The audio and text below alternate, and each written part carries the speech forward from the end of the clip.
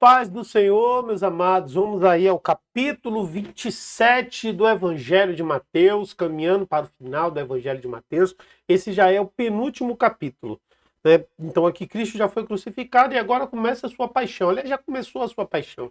Mas agora nós vamos aprofundar a questão dessa crucificação, os atos que acontecem posteriormente a isso e até o momento da sua morte, né? Vamos começar aqui agora o estudo. Mateus capítulo 27, diz assim o texto: e chegando amanhã, ou seja, tinha passado a noite toda preso, todos os príncipes dos sacerdotes e os anciãos do povo formavam juntamente conselho contra Jesus para o matarem. E maniatando-o, ou seja, amarrando, o levaram e o entregaram ao presidente Pôncio Pilatos. Então aqui, agora já estavam todos os anciãos e todos os sacerdotes, os príncipes dos sacerdotes, os chefes, né, os principais. Príncipes significam principais, os líderes. Então eles juntavam um conselho, fizeram uma grande equipe e foram, ou melhor, um grande concílio, né, uma grande reunião. E foram para poder. O objetivo era matar Jesus, amarrar e levaram ele para Pôncio Pilatos julgar, que era quem tinha o poder legal para determinar a morte de alguém. Aí a Bíblia fala que Judas, aquele que o traíra, então Judas, o que o traíra, vendo que fora condenado, trouxe arrependido as 30 moedas de prata e aos príncipes dos sacerdotes e aos anciãos, dizendo: pequei traindo o sangue inocente. Eles, porém, disseram: que nos importa? Isso é contigo. E ele, atirando para o templo as moedas de prata, retirou-se e foi se enforcar. E foi se enforcar. Né? Aqui tem uma lição importante, porque é o seguinte: veja só, a lição sobre arrependimento e sobre remorso é o resultado da sua mudança de mentalidade. Então veja só, o que é que acontece? No caso de Judas, Judas, pelo que se diz aqui, pelo Logos e pelo Telos, né, o que a gente observa é que Judas ele não tinha ainda a consciência de que Jesus morreria, a traição levaria à condenação de Cristo. Ele não sabia a profundidade da consequência da ação dele. Né? Esse texto deixa isso bem claro, bem notório mesmo. Então, a gente percebe que Judas, quando viu aquilo, que Jesus estava realmente sendo conduzido à morte, né, veio o sentimento de amizade que Jesus tinha por ele, veio os ensinos, veio todas aquelas no coração, coisas do coração. Isso é um rema, uma ampliação do entendimento. Que foi que ele foi fazer? Ele foi lá tentar desistir da ação, ou pelo menos se livrar do dinheiro, como se aquilo pudesse remover a culpa dele. O preço da traição era o que ele estava disposto a restituir, ressarcir, devolver, pensando ele que aquilo poderia resultar talvez numa absolvição da parte dele. Porém, quando ele viu a reação dos sacerdotes, ele disse: o que você fez já está feito, é problema seu. Nessa você entrou bem. Judas, então, cai na real. Mas ele, ao invés de mudar de atitude, coisa que a gente vê na vida de Pedro, Judas, ele, na verdade, não mudou de atitude, ele se aprofundou ainda mais. A diferença do arrependimento para o remorso é justamente a reação pós-ação, pós reconhecimento do erro. Que Judas aqui reconheceu que errou.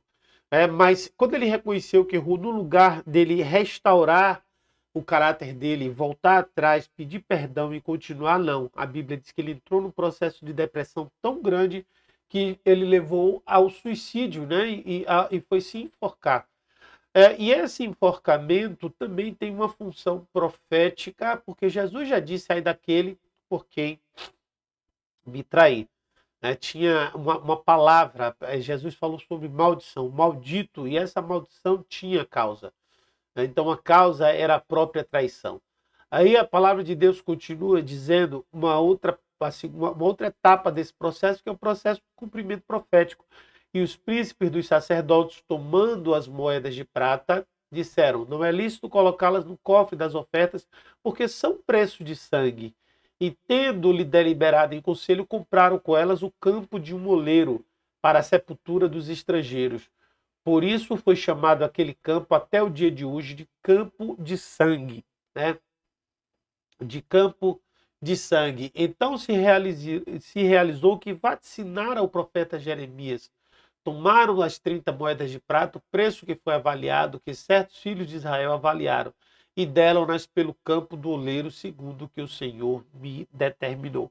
Aqui você tem uma coisa curiosa, porque na profecia de Jeremias, no capítulo 32, que é o versículo 7 e 8, né, que fala sobre isso, não diz que foram 30 moedas de prata, na verdade de 7 a 9.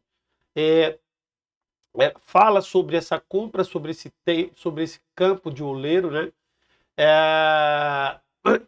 Que é um homem chamado Hanameel, filho de Salum, compra de ti uma herdade que estava na cidade de Anatote, mas só que ele fala no valor equivalente a 16 ciclos, dinheiro pesado, ou seja, naquele tempo a moeda equivalia a ciclo, que era um peso, não fala em 30 moedas. Já Zacarias capítulo 11, versículo 12 e 13 parece ser muito mais claro, que diz assim, ó, eu lhes disse, se acharem melhor assim, paguem-me, se não me paguem, então eles me pagarão 30 moedas de prata. E o Senhor me disse, lance isto ao oleiro, o ótimo preço pelo qual me avaliaram, por isso tomei as 30 moedas de prata e as atirei no templo do Senhor para o oleiro. Então, existe esse questionamento teológico acerca dessa discrepância, porque isso é possível que haja uma combinação dos dois versículos, né? Então, o fato de não ter citado Zacarias não significa dizer que ele não está citando Zacarias. Só ter citado Jeremias não significa dizer também que era só se referir a Jeremias. Há um consenso hermenêutico de que não é necessário, quando você domina as escrituras, que você cite a literalidade e a origem completa de onde foi escrito. Mas se compreende que aí sim há uma pré-visualização clara da presença das duas profecias em um mesmo fato, em um mesmo ato, em um mesmo cumprimento, né? Continuando aqui agora, vamos lá, para o próximo versículo. E aí diz assim, foi Jesus apresentado ao presidente e o presidente o interrogou dizendo, és tu o rei dos judeus? E disse-lhe Jesus, tu o dizes. E sendo acusado pelos príncipes dos sacerdotes e pelos anciãos, nada respondeu. Disse-lhe então Pilatos, não ouves quantos testificam contra ti? E nenhuma palavra lhe respondeu, de sorte que o presidente estava muito maravilhado. Ora, por ocasião, a festa costumava... Vamos deixar essa aqui. Vamos deixar aqui. Então, veja só. Aqui, os termos utilizados aqui são fortes, né? Por quê? Porque fala aqui... desculpe a fungada aí, irmãos. Realmente, o ambiente onde eu gravo aqui, eles têm alguns problemas. Eu preciso...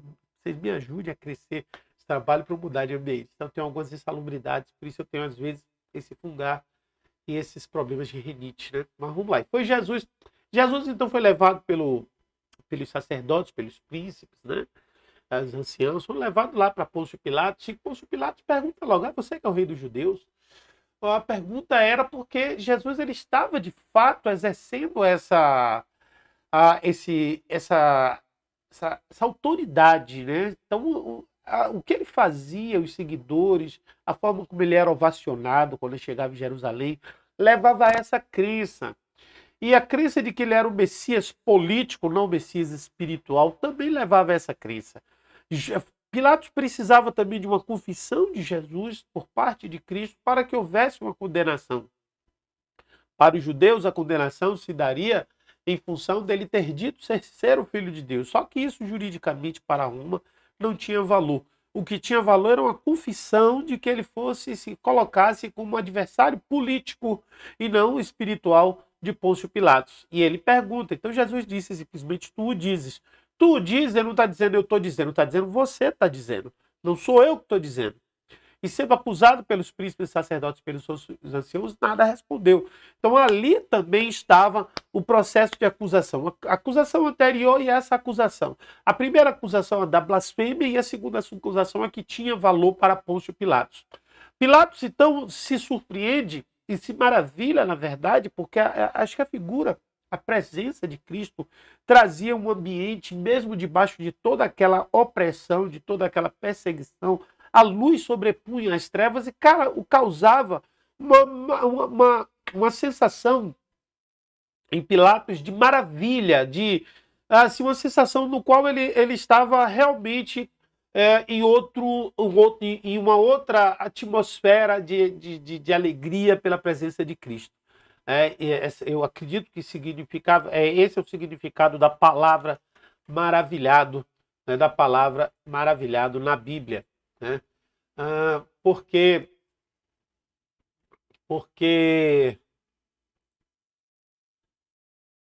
e as diversas traduções desse texto trabalham a palavra como maravilhado, como admirado, como impressionado. Então você vai ver que era algo realmente que impactou a vida de Pilatos naquela hora. Continuando, nós vamos ver o seguinte. Aí Pilatos, o que é que ele faz? Por ocasião da festa, costumava o presidente soltar um preso, escolhendo o povo aquele que quisesse. Tinham então um preso bem conhecido chamado Barrabás. Portanto, estando eles reunidos, disse-lhes Pilatos: qual quereis que eu vos solte, Barrabás ou Jesus, chamado Cristo? Porque sabia que por inveja o haviam entregado. Olha só. Estando ele assentado no tribunal, sua mulher mandou-lhe dizer: não entres na questão desse justo, porque num sonho muito sofri por causa dele. Mas os príncipes dos sacerdotes e anciãos persuadiram a multidão que pedisse Barrabás e matasse Jesus. E respondendo o presidente, disse-lhes: qual desses dois quereis vós que eu salte? E eles disseram: Barrabás. Disse-lhe Pilatos: que farei então de Jesus chamado Cristo? Disseram-lhe todos: seja crucificado. Então aqui a gente vê aquelas famosas frases, né? Crucifica-o, crucifica-o. Mas a gente observa o seguinte, que há um processo de indução e um processo também profético nisso aí. Primeiro, quando Pilatos fala sobre soltar um preso, era um direito que eles tinham, porque a prisão era segundo as leis romanas. Barrabás não era preso porque era um ladrão, um salteador, nada disso. Ele era um preso político, ele era um preso porque ele pertencia à seita dos zelotes, que combatiam francamente o exército e o domínio romano. Então ele era um preso político, ao contrário de Jesus, que não tinha nada de político. Tanto que o próprio Pilatos, ele cita na parte final, no versículo 18, dizendo assim, porque sabia que por inveja o havia entregado. Então sabia que a questão de Cristo era religiosa, espiritual, e não tinha nada a ver com a questão política. Jesus não se apresentou como rei, salvador, Messias, libertador de Israel das mãos dos romanos, que era o que interessava para Pilatos. Mas aí o que acontece? Como o preso político ele podia soltar, porque estava dentro desse ordenamento romano, era uma pessoa só, a lição já havia sido dada, então ele colocou Barrabás como sendo essa moeda de troca, o Jesus ou Barrabás. Agora você vê como é fácil manipular uma multidão. É fácil manipular. Você, quando tem o poder da informação, o poder da comunicação, você consegue manipular a multidão. E nós vemos isso através da televisão, através da internet, que as multidões elas são manipuladas de acordo com aquilo que as pessoas quiserem direcionar, bastando aplicar os gatilhos corretos na vida de cada um. E aqueles foram e aplicaram isso para a multidão e fizeram essa mesma multidão que dias antes, 1 ou 2 dias antes, haviam ovacionado Jesus na entrada de Jerusalém com o Hosana nas alturas, agora estavam pedindo para crucificá-lo, para que ele morresse naquela cruz. Porque Pilatos perguntou, a quem deve trocar, quem deve morrer? Uns disseram, Jesus. Trocaram por um que a persuasão, inclusive, eu acredito que por parte dos sacerdotes estava relacionada justamente a forma como o zelote Barrabás havia se levantado contra o poder romano em que Jesus não havia se levantado. Então a persuasão pegou nesse ponto aí importante. E aqui o que acontece? Quando Pilatos pergunta para a população quem que ele queria que se crucificasse, disseram que queria que era Jesus que fosse crucificado. E ali aconteceu a morte, a condenação de Jesus à sua morte, né? Aí esse é o momento onde Pilatos toma. Apesar de que a mulher de Pilatos havia avisado ele que não se metesse com isso, porque ela tinha tido uma visão com Cristo, né? Tem aqui nessa parte aqui, ó, para não entrar na questão desse justo, ela utiliza aqui, ó. Aqui, ó, não entra na questão desse justo, porque num sonho muito sofri por causa dele. Então não havia o reconhecimento de que Cristo era justo, era nítido e verificável até pela esposa de Pilatos. Continuando a leitura, vamos ver que tem aqui, ó. O presidente, porém, disse: mas que mal fez ele? Já perguntando aos anciãos, né? E eles mais clamavam, dizendo: seja crucificado. Então Pilatos, vendo que nada aproveitava antes o tumulto crescia, tomando água, lavou as mãos diante da multidão e dizendo: estou inocente do sangue desse justo. Considerai isto. E respondendo todo o povo, disse: o meu sangue, o seu sangue caia sobre nós e sobre nossos filhos. Isso foi uma maldição que foi levantada sobre o povo judeu por conta dessa própria palavra que eles liberaram, porque os romanos abriram mão, disseram: nós não temos nada a ver com isso, isso é um problema de vocês estão querendo matar, então matem. E os judeus assumiram isso. Isso profeticamente e espiritualmente teve um peso muito grande, que nós sabemos que logo depois a nação se dissipou, a nação se espalhou, veio a diáspora e muitas maldições ocorreram por conta disso e acontecem até hoje. Eles têm grandes dificuldades. Haverá um momento da restauração, mas o momento ainda não chegou, né? Vamos lá continuar a leitura. Então, os versículos seguintes dizem assim: então soltou-lhes Barrabás, e tendo mandado aceitar Jesus, entregou-o para ser crucificado. E logo os soldados do presidente, conduzindo Jesus à audiência, reuniram junto com ele toda a corte. Ou seja, Barrabás foi solto e Jesus foi mandado para ser açoitado e entregou para ser crucificado. E os soldados do presidente, né, que fizeram isso? Os centuriões, os soldados até então. E despindo-o, cobriram com uma capa escarlate, para que se cumpra mais uma promessa. E tecendo uma coroa de espinhos, puseram-na na sua cabeça, em sua mão direita uma cana. E ajoelhando diante dele, o escarneciam, dizendo: salve o rei dos judeus. E cuspindo nele, tiraram-lhe a cana e batiam-lhe com ela na cabeça. E depois de o haverem escarnecido, tiraram-lhe a capa e vestiram-lhe as suas vestes e o levaram para ser crucificado. Olha que nível de vitupério, de vergonha, de audácia, de ousadia os soldados fizeram. Pegaram uma capa escarlate, escarlate é uma cor avermelhada, de sangue, e colocaram nele uma coroa de espinhos. Não sabia ele que ali estava se cumprindo um salmo, né? Estava se cumprindo ali uma palavra profética importante, que já revelava essa verdade. Então, parte desse texto, ele na verdade é uma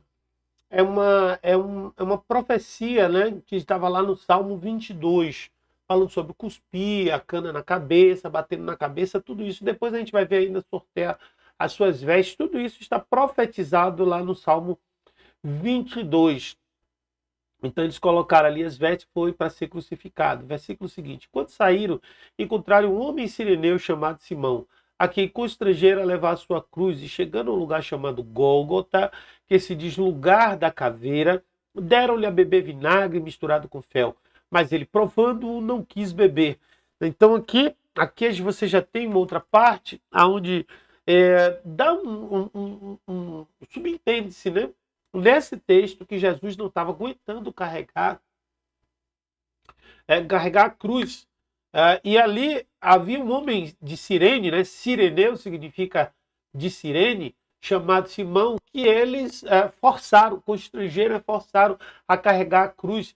E aí eles foram até o Gólgota, no lugar chamado Caveira, e ali deram água misturada com fel. E Jesus não quis beber daquela água. E continuou o processo, e havendo-o crucificado, repartiram as suas vestes, lançando sortes, para que se cumprisse o que foi dito pelo profeta: repartiram entre si as minhas vestes, e sobre a minha túnica lançaram sortes. Isso aqui é o Salmo 22. E assentados o guardavam ali, e por cima da sua cabeça puseram escrita com a acusação: este é o rei dos judeus, este é Jesus, o rei dos judeus. Então aqui está bem resumida a questão da crucificação. não fala sobre os cravos, simplesmente que o crucificaram e que repartiram ali as suas vestes. E foram crucificados com ele 2 salteadores, uma à direita e outro à esquerda.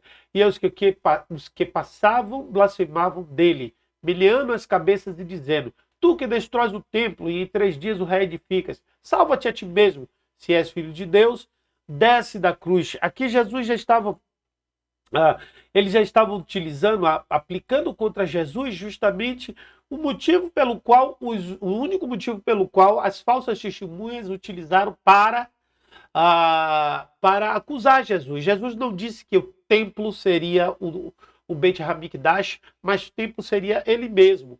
E isso se cumpriu logo depois. Né? E aqui ele foi o que preso entre 2 bandidos, né? Entre 2 ladrões, salteadores. E aqui também tem informações importantes. Da mesma maneira, também os príncipes dos sacerdotes, com os escribas, os anciãos, os fariseus, escarnecendo, diziam: salvou os outros, mas a si mesmo não pôde salvar-se. Então, aqueles escarneceram, os sacerdotes, os escribas, os anciãos, os fariseus, no caso, todas aquelas pessoas que até então haviam sido ridicularizados, superados em autoridade por Cristo, estavam achando que estava vencendo, mas na verdade não estava, né? E aí disse: se é o rei de Israel, desça agora da cruz e creremos nele. Confiou em Deus, livre-o agora se o ama, porque disse: eu sou filho de Deus. E o mesmo lhe lançaram também em rosto os salteadores que com ele estavam crucificados. Mais uma vez, uma zombaria tamanha, muito grande. Jesus se tornou objeto de riso, por isso se fala de vitupério, de vergonha, ficou de zombarias, né, de ridicularização, porque por nada, simplesmente por ter trazido à humanidade a esperança da salvação e curado a muitos. Mas aqueles cujo coração havia sido desafiado, que estavam só dispostos e preocupados com seu poder pessoal, que havia sido desviado por Cristo, né? Os ensinos que Cristo dava, que modificavam completamente as suas ordens milenares, equivocadas, e Cristo estava simplesmente reconduzindo ao lugar. Mas eles não sabiam que aquilo fazia parte de uma profecia, porque eles sabiam a letra, mas não conheciam o Espírito. E a Bíblia fala: desde a hora sexta houve trevas sobre toda a terra até a hora nona. E perto da hora nona exclamou Jesus em voz alta, dizendo: Eli, Eli, lama sabachthani. Isto é: Deus meu, por que me desamparaste? E alguns dos que ali estavam ouvindo isto diziam: este chama por Elias. E logo um deles, correndo, tomou a esponja e bebeu em vinagre, e pondo numa cana, dava-lhe de beber. Eu vou parar aqui um pouquinho até no Eli, Eli, lama sabachthani, porque essa palavra é em aramaico, ela não é nem em grego e nem em hebraico. Ela é em aramaico, que é uma língua, a língua realmente falada naquela época pelos judeus.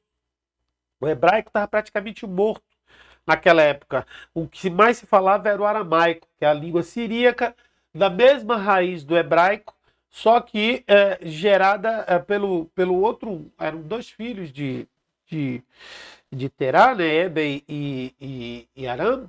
Então, a partir de Eber saiu os hebreus, né, por isso o hebraico, e a partir de Aram saíram os arameus, por isso tem Padã Aram, onde se falava o aramaico. O aramaico está para o hebraico, assim como o português está para o espanhol. São bem parecidas, porém diferentes. Ali ele fala Eli, Eli, lama sabachthani. Na verdade, ali é o mesmo Salmo 22, quando diz: Deus meu, por que me desamparaste? Salmodiano Jesus Cristo estava, apesar de estar refletindo a realidade que ele estava vivendo, que era a dureza. A hora sexta na Bíblia equivale a 6 horas após o dia amanhecer, né? Então equivale a meio-dia, e a hora nona equivale às 15 horas, às 3 da tarde. Então, ao meio-dia, olha só que coisa tremenda acontece. Na hora que o sol está mais alto, a Bíblia diz que tudo escureceu, né? Então, desde a hora sexta houve trevas sobre toda a terra até a hora nona. Então, durante 3 horas houve trevas sobre toda a terra, ou seja, tudo escureceu. E aí, lá perto, já da hora nona, que foi quando Jesus de fato morreu, ele fala Eli, Eli, lama sabachthani. E aí embeberam em vinagre Outros, porém, diziam, deixa, vejamos se Elias vem livrá-lo, porque não estava entendendo que Eli significa El, né, que é o Deus em hebraico, ou em aramaico, e Jesus, chamando outra vez em grande voz, rendeu o espírito, e aqui ele morreu. Eis que o véu do templo se rasgou em dois de alto a baixo, e tremeu a terra, e fenderam-se as pedras, e abriram-se os sepulcros, e muitos dos corpos dos santos que dormiam foram ressuscitados. E saindo dos sepulcros, depois da ressurreição dele, entraram na cidade santa e apareceram para muitos. Esse é um fenômeno estrondoso que aconteceu na morte de Cristo, porque a Bíblia relata que ali tinha o templo Beit Hamikdash. Na hora que ele entrega o seu espírito, na hora que ele morre, a Bíblia fala que o véu se rasga. Por que o véu se rasga? Porque a ordem sacerdotal da época se rompe. Se cumpre a profecia, então o véu se rasga, então o local, o véu ele separava o lugar santo do santo dos santos. O lugar santo era o local onde estavam os sacerdotes e o santo dos santos o lugar onde estava a arca, ou a presença de Deus, apesar de que a arca já havia se perdido. Somente o sumo sacerdote podia entrar ali, mas a partir de agora qualquer um podia entrar na presença de Deus, qualquer sacerdote. E esse livre acesso trouxe o que a gente chama hoje, que é ensinado como sacerdócio universal, onde todos têm livre acesso a Deus. Esse foi o primeiro efeito logo após a morte de Cristo, em que ele entrega o seu espírito. O segundo, Pedro relata que ele vai até o Hades, né, e lá ele prega para os que estão lá entre os mortos, né? E a Bíblia fala que logo depois disso há o que? Uma abertura de sepulcros e muitos corpos de santos.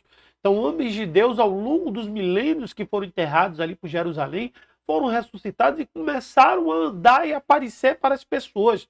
Mortos, ressuscitados em corpo, ou seja, a reintegração dos corpos, algo como o Vale dos Ossos Secos, talvez profeticamente falando, apesar de que o Vale dos Ossos Secos é mais escatológico, mas aqui também tem um fundamento para o Vale dos Ossos Secos, onde ali os ossos se restauram, há uma religação, e esses santos começam então a caminhar, circular pela cidade de Jerusalém, né? E aí, e o centurião e os que com ele guardavam Jesus, vendo o terremoto e as coisas que haviam sucedido, tiveram um grande temor e disseram, verdadeiramente este era o Filho de Deus, e estavam ali olhando de longe. Muitas mulheres que tinham seguido a Jesus desde a Galiléia para o servir, entre as quais estavam Maria Madalena, Maria, mãe de Tiago e de José, e a mãe dos filhos de Zebedeu. Olha aí, essa aqui você tem uma importante revelação, porque é o seguinte, finalmente ele estava começando a receber o reconhecimento de filho de Deus por parte do centurião.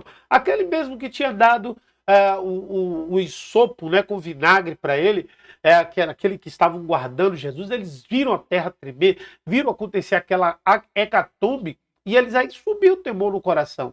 E então ele reconhece Jesus como Filho de Deus. Nesse momento ele recebe salvação. E aí estavam ali também olhando de longe muitas mulheres que tinham seguido Jesus desde a Galiléia, ou seja, mulheres que não abandonaram Jesus. E estavam entre elas Maria Madalena, aquela que Jesus expulsou os 7 demônios, que também tinha... pressupõe-se de João capítulo 8 que seria apedrejada. Maria, mãe de Tiago e de José, que é a sua própria mãe. Tiago e José são irmãos de Jesus, e Maria e a mãe dos filhos de Zebedeu, que é aquela mesma que anteriormente tinha pedido que seus filhos tivessem um lugar especial e receber uma boa lição de Jesus Cristo. Não traz o nome dela aí, mas acredita-se também que era Maria. Versículo seguinte, e vinda já à tarde, chegou um homem rico de Arimateia, por nome José, que também era discípulo de Jesus, e este foi ter com Pilatos e pediu-lhe o corpo de Jesus. Então Pilato mandou que o corpo lhe fosse dado. E José, tomando o corpo, envolveu num fino e limpo lençol e pôs no seu sepulcro novo, que havia aberto em rocha, e rodando a grande pedra para a porta do sepulcro, retirou-se. Então aqui o que acontece? O discípulo de Jesus, José de Arimateia, não deixou que o seu corpo apodrecesse ali antes, lhe deu uma cova digna, um local onde ele foi aberto na montanha, né? Uma caverna onde foi aberto, onde ele pediu a Pilatos, foi lá e pediu, e o corpo foi dado, então, a José de Arimateia, onde ele colocou num sepulcro novinho, honrando ao Senhor. E ele era discípulo de Jesus também. Ele era um dos discípulos. Eles foram um dos que não se voltou contra Jesus. É um dos que continuaram ao lado de Cristo. E ali foi entregue. E estavam ali Maria Madalena e a outra Maria sentadas de frente ao sepulcro. E no dia seguinte, que é o dia depois da preparação, reuniram-se os príncipes dos sacerdotes e os fariseus em casa de Pilatos, dizendo: Senhor, lembrando-nos de que aquele enganador, vivendo ainda, disse que depois de 3 dias ressuscitarei. Manda, pois, que o sepulcro seja guardado com segurança até o 3º dia. E não se deu o caso de que os discípulos vão à noite e o furtem e digam ao povo: ressuscitou dentre os mortos. E assim o último erro será pior que o primeiro. E disse-lhe Pilatos: tendes a guarda, ide guardai-o como entendedes. E indo eles, seguraram o sepulcro com a guarda, selando a pedra. Importante, isso aqui é a última passagem. Os próprios chefes, príncipes, tinham uma preocupação porque Jesus predizia a sua ressurreição. E para dar mais autoridade para a ressurreição de Cristo, eles mesmos colocaram ali guardas para garantir que não houvesse fuga, para que não houvesse roubo do corpo. E ali então havia soldados que estavam segurando a pedra e selaram o sepulcro. Né? E aí a gente vai ver a continuação, esse foi o último versículo, a última passagem do capítulo 27, e a gente vai ver o final agora dessa saga no próximo capítulo, o último capítulo do Evangelho segundo Mateus, e que Deus abençoe e até a próxima aula.